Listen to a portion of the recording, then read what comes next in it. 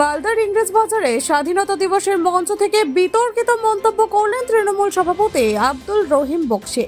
তিনি হুঁশিয়ারি দিয়েছেন, চুলের মুঠি ধরে বিজেপি নেতাদের বাংলাদেশে পাঠাবেন। পরে ক্ষমা চাইলেও ফের উস্কানিমূলক মন্তব্য করেন তিনি। বিজেপি নেতা অম্লান ভাদুরী কটাক্ষ করে বলেন, এভাবে চলতে থাকলে রহিম বক্সীকেই বাংলাদেশে পাঠিয়ে দেবে মানুষ।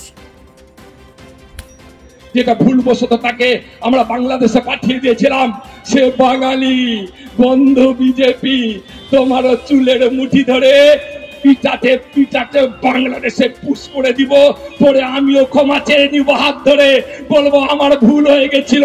বিজেপিকে লাথি মেরে বাংলাদেশে পাঠানো আমার উচিত হয়নি। এটা বাঙালি আমি প্রথমে বুঝতে পারিনি।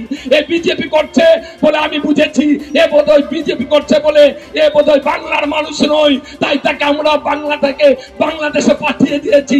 বিজেপি বন্ধ, স্বপ্ন দেখছো, হুঁশিয়ার থাকো, সাবধান থাকো।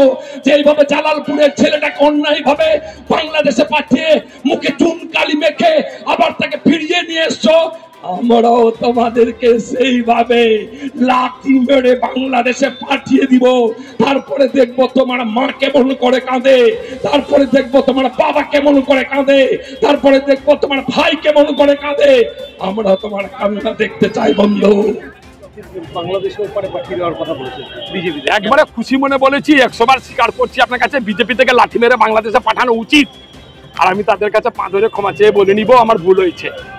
কারণ যে ছেলেটাকে জালালপুরে বাংলাদেশে পাঠানো ছিল সে তো অনেক কান্নাকাটি করেছিল, জেলখানার ভিতরে পা ধরে বলেছিল আমি বাঙালি, পশ্চিমবঙ্গে আমার বাড়ি, মালদায় বাড়ি, আমাদের দীর্ঘদিন ধরে পূর্বপুরুষরা এখানে বাস করে। তার কথা কি শোনা হয়েছিল?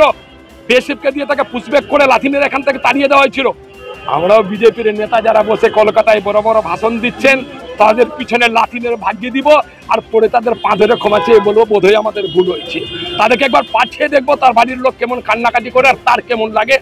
আমরা পারলে তাদেরকে পাঠিয়ে ছাড়বো। পুশব্যাক করেছে বিএসএফ, আমরা তৃণমূল কংগ্রেস কর্মীরাই পুশব্যাক করবো। তিনি যদি এগুলো অনেকদিন ধরে বলছেন, তিনি এগুলো একটা করে দেখান, তাহলে বুঝবো তার ক্ষমতা আছে।